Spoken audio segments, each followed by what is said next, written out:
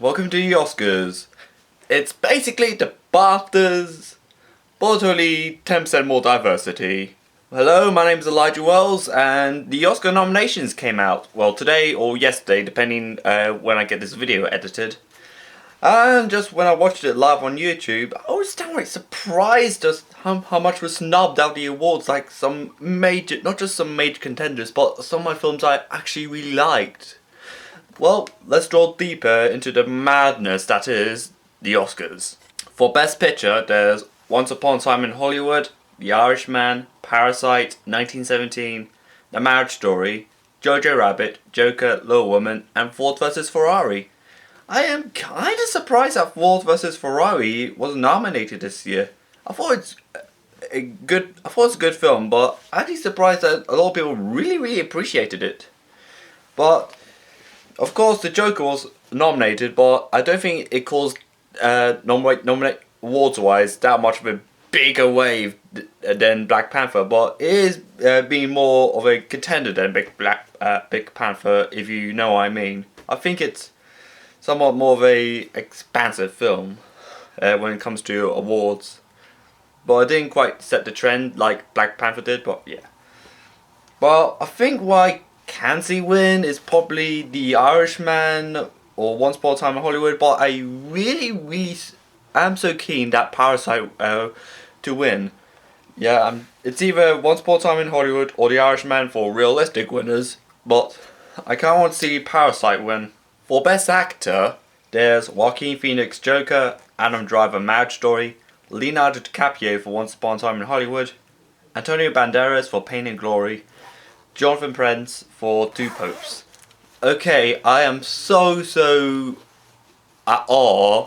Mainly that Taylor Edgerton from Rocketman, who won a Golden Globe, was not nominated at all anywhere, except Rocketman got nominated for Best Song for I'm Gonna Love Me Again. And no Eddie Murphy for My Name is Dolomite. Or Dolomite's My Name, like how? He's like made a huge comeback and he's making Coming to America 2 next year, like is that how you want to treat his comeback? But winner, well, there's no real competition, but it's Joaquin Phoenix for Joker. For Best Actress, there's Renee Zellweger for Judy, Charlize Theron for Bombshell, Scarlett Johansson for Marriage Story, and Saoirse Ronan for Little Woman, and Cedric Evero for Harriet. I think it's like the first time since I think it was 2004 that an actor that's actress was nominated for 2 acting roles. Since Scarlett Johansson was nominated for Jojo Rabbit. I think it was like the early 2000s since the last time it happened. Again, I am so not at all, but horrified that Awkwafina was nowhere to be found, let alone Farewell. I adore that movie, and seeing it not being nominated for an Oscar is just downright insulting, and I feel like I kind of took offense at it. Like, come on, this is a movie this is probably one of my favorite films of like the past couple of years, and this is how you treat it. Like, please. But on the other hand, I think I am definitely backing Renee Zellweger for Judy when she plays Judy Garland. And for for Best Director, there's Martin Scorsese, The Irishman, Bong Joon-ho, The Parasite, Quentin Tarantino for Once Upon a Time in Hollywood, and 1917, Sam Mendes and Todd Phillips for The Joker. I was about to say, it could just well be Martin Scorsese for The Irishman, or Sam Mendes for 1917, but again, I want to see Parasite sneak into the back. Like this is like considered one of the best Korean movies ever made, or if so, of all time. Like it's got this reputation, like before it even came out in the UK, like publicly. And like I said, it comes out like next month, Parasite. I'm so keen to watch it now, just given how big the press is. And it's like the first South Korean movie to be nominated for an Oscar, and first to be nominated in the foreign category. I guess because Old Boy was a little too much for them. But who knows. For Best Supporting Actress, there's Laura Dern, Marriage Story, Margot Robbie for Bombshell, Florence Pugh for Little Woman, Scarlett Johansson, Jojo Rabbit, Kathy Bates, Richard Jewell. Laura Dern, Marriage Story. Like, she is literally the front runner for this competition, but I'm so really perplexed that Jennifer Lopez, who's made a big Redeemer Award about it for The Hustlers, and nowhere again the film nowhere to be found, which is kind of awe-inspiring in all the wrong way. But Laura Dern for Marriage Story. For Best Supporting Actor, there's Brad Pitt, Once Upon a Time in Hollywood, Al Pacino, Irishman, Joe Pesci, Irishman, Tom Hanks for A Beautiful Day in the Neighborhood, and Anthony Hopkins, The Two Popes. Finally, Tom Hanks has got a nomination for the first time since Castaway in 2000.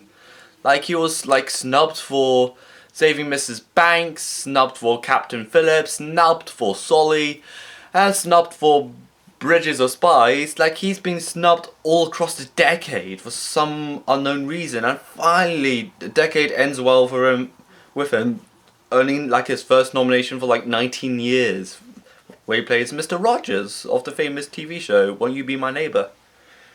I think realistically who would win is definitely Brad Pitt from Once Upon a Time in Hollywood, just looking at these odds and him winning the Golden Globe. For Best Costume Design, there's Once Upon a Time in Hollywood, Irishman, Jojo Rabbit, Joker, and Little Woman. This is kind of a perplexing one. I think I kind of want to see Little Woman win. Yes, I think not marginal, not a majority win, but probably I think the one that gets my most backing is probably Little Woman for Best Costume Design. For Best Editing, there's The Irishman, Ford vs Ferrari, Parasite, Jojo Rabbit, and Joker. I think it's going to go to Irishman again. Like I said, maybe Ford vs Ferrari might sneak one in the back, but I think the overall winner of this race could be The Irishman. For Best Animated Short Film, there's Hair Love, Kit Ball, Daughter, Sister, and Memorable. I think just learning from what the praise is I think maybe Hair Love. I've not seen any of these shorts, but maybe Hair Love, maybe just to how much publicity he's got. For Best Live Action Short, there's Brotherhood, The Neighbour's Window, A Sister, Sarah, and Nefta Football Club. Again, I've not seen any of these, and this time they have not got a lot of publicity again. I think just kind of randomly picking, I'm thinking Neighbour's Window, because that sounds like an Alfred Hitchcock movie waiting to happen. For Best Sound Editing, there's 1917, Ford vs Ferrari, Joker, Once Upon a Time in Hollywood, Star Wars, The Rise of Skywalker. Okay, I'm not exactly a sound technician, but I think for sound wise, I kind of want to see 1917 win. I think the whole point of sound awards is how immersed you are within all the soundscape. I know plenty of films that do really well in soak you in the sound when you're in the cinematic auditorium. I think again 1917 is going to win this. For Best Sound Mixing, there's 1917, Ford vs Ferrari, Once Upon a Time in Hollywood, Ad Astra, Joker. Okay, again, I'm seeing 1917 wins for sound and mixing, but I am very pleased that Ad Astra got some recognition this year. It's one of these movies, although I said I really liked the film, I thought it was kind of a bit pretentious at best, but the more I look back on it, the better the film kind of got for me. The movie kind of improved with age, even though it came out last October, I think. I'm starting to really like the film, just kind of looking back at it. And also, there was this tweet that came around, come on, give the movie recognition for its cinematography, yet people are going to get nominated for, it will be nominated for Joker. Good point. It could be nominated for the cinematography for Joker. I think in 1917 for sound mixing. For adapted screenplays, there's The Irishman, Jojo Rabbit, Little Woman, The Two Popes, Joker. I have a feeling that Irishman's gonna win this one. Mainly it's so expansive, and it's from the book literally titled I Heard You Paint Houses. What a good title choice. I think that's going to win just how expansive it is, because it got translated into like a 3.5 hour movie. For original screenplay, Marriage Story, Once Upon a Time in Hollywood, Parasite, Knives Out, and 1917. Okay, I kinda saw it coming with Knives Out being nominated, but I could not see The Farewell again anywhere in that list. Like, that's just pretty appalling. But anyways, I think Once Upon a Time in Hollywood is going to win this one, but again, running from the back, or could be in a close second place, could be Parasite. I again want to see that win something that's outside Best Foreign Film. But speaking of foreign film, there's from South Korea, Parasite, from Spain, Pain and Glory, from France, Les Miserables, from North Macedonia, or formerly Macedonia, Honeyland, from Poland, Crosby Krusty, or Christy. Parasite, no protest whatsoever. It's going to go to Parasite any given day. And for best song, it's I'm Gonna Love Me Again, Rocket Man, I Can't Let Yourself Throw Away, Toy Story 4, Into the Unknown, Frozen 2, Stand Up, Harriet, and I'm Standing With You, Breakthrough. Agreeably, the biggest surprise from the Oscars that a Christian movie about a grieving Christian mum who finds out his 14-year-old son drowned in a nearby lake and prays hard enough that his son resurrects from the dead. Like, I had no idea that was going to be nominated until I saw the shortlist, and it got nominated. And I listened to it, I really like that song. Of course, like I said, imagine in a world where Pure Flix is Best Picture worthy. But anyways, Into the Unknown looks like a pretty big contender, could actually win. I think that could win. There's I Can't Let Yourself Throw Away, which is undeniably catchy, but I prefer We Belong Together from Toy Story 3. From Best Score, 1917, Joker, Little Woman, Marriage Story, Star Wars, The Rise of Skywalker. I think it's a two-horse race between 1917 and Joker. I think Joker might have the edge here. I think Joker might win, but I'm placing my bets on 1917. For Best Animated Feature, there's Toy Story 4, Klaus, How to Train Your Dragon 3, The Hidden World, Missing Link, and I Lost My Body. Or I like how John Joe said, I lost my body. Like, he says it so casually. But anyways, Toy Story 4, no doubting. I think the only real competition it had was Frozen 2. But somehow it didn't get nominated. But got nominated for Into the Unknown for Frozen 2 for Best Original Song. I think the big reason why it didn't get nominated, like, I think it was like self-explanational, like it explains itself like a little too much, and a lot of the third act mainly consists of remaking The Fifth Element. Short and explanation, Toy Story 4 wins Best Animated Feature. For Best Documentary Feature, there's The Edge of Democracy, The American Factory, For Summer, Honeyland, and The Cave. Again, I'm thinking I'm placing my bets on The American Factory, because or For Samoa. For Samoa is basically about a mother in war-torn Syria, and An American Factory is about American workers working with Chinese workers to help bring back up the already dying factory somewhere in like the north east of America, and it has the executive producer of none other than Barack Obama. Like, when did he have all that film experience? Like, okay, like, I know this is the venture, but now you're a film producer? If so, I can't wait if you do, like, narrative features. For documentary short, In the Absent, Learning to Skateboard in a War Zone, If You're a Girl, Life Overtakes Me, St. Louis Superman, and Walk One Cha-Cha.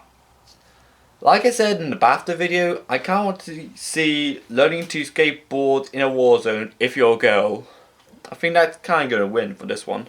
For best cinematography, there's 1917, Once Upon a Time in Hollywood, The Irishman, Joker, The Lighthouse. Again, Willem Dafoe is nowhere again to be seen in the acting territory, but I'm so surprised when I looked at a tweet in my page that somehow Ad Astra was nowhere to be found in the cinematography category, even though it got nominated for like sound mixing or editing. But like I said, it's undoubtedly 1917 that's going to win for best cinematography, because I loved its cinematography out of all 5 of these films. For costume design, there's Once Upon a Time in Hollywood, Irishman, Joker, Little Woman, and Jojo Rabbit. I think again I'm seeing Jojo Rabbit. No, maybe not. Okay, yeah, Little Woman gonna win. Well, a little bit condescending there, but never mind. I think Little Woman could win. I'm kind of placing my money on that. An interesting turn of events that for best makeup and hairstyling, it used to be 3, but it's now 5. And the finalists were like 7, but it's now 10. And 5 get eliminated and 5 get nominated. Which is kind of better, to be honest. Better changes from the Oscars, rather than that pointless best popular film thing that no one cared about. Or they should have done it back in the 80s. Like I said, I think it's better if they like enhanced it a bit more, but yeah. For best makeup and hairstyling, Bombshell, Joker, Maleficent, Mistress of Evil, 1917, Judy. I kind of want to see Bombshell win because I could hardly recognize like Nicole Kidman, Margot Robbie, and Charlize Theron in as Fox News correspondents. Like, I actually would think they were like Fox News correspondents. I would tweet pro-Trump's propaganda. But again, I am surprised that Maleficent got nominated. Like, I think it was nominated 5 years ago for best costumes. But again, I'm placing my bets on Bombshell. 2 more categories. For best production design, Once Upon a Time in Hollywood, The Irishman, 1917, Jojo Rabbit, Parasite. I am really surprised that Joker was nowhere to be found there. Like, Joker had some really bright, colourful sets, particularly enhanced with its cinematography. Particularly Mr. Murray's talk show, where it's like a lot of blue, a lot of orange, a lot of lighting involved, which I really like. And also Arthur Fleck's apartment, which is just dark, grey, droopy. I think I kind of like the contrast of these 2 sets. I was again really holding out that Cats, yes, this Cats could be nominated for like at least production design, but the film was, we'll just say, got beaten in a violent pulp, like a poor cat. But if it's production design, I think again, like The Irishman, the sets intrigued me the most. The Irishman's sets. And last and certainly not least, visual effects. Avengers Endgame, The Lion King, Star Wars Rise of Skywalker, The Irishman, and 1917. The Avengers Endgame.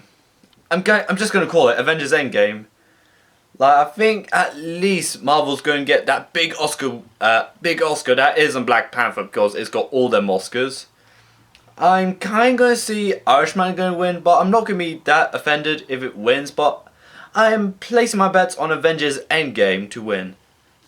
And this is Elijah Wells. What do you think of the Oscar nominations? Let me know in the comments. Follow me on Twitter and Instagram. Like this video. And this is Elijah Wells, and bye.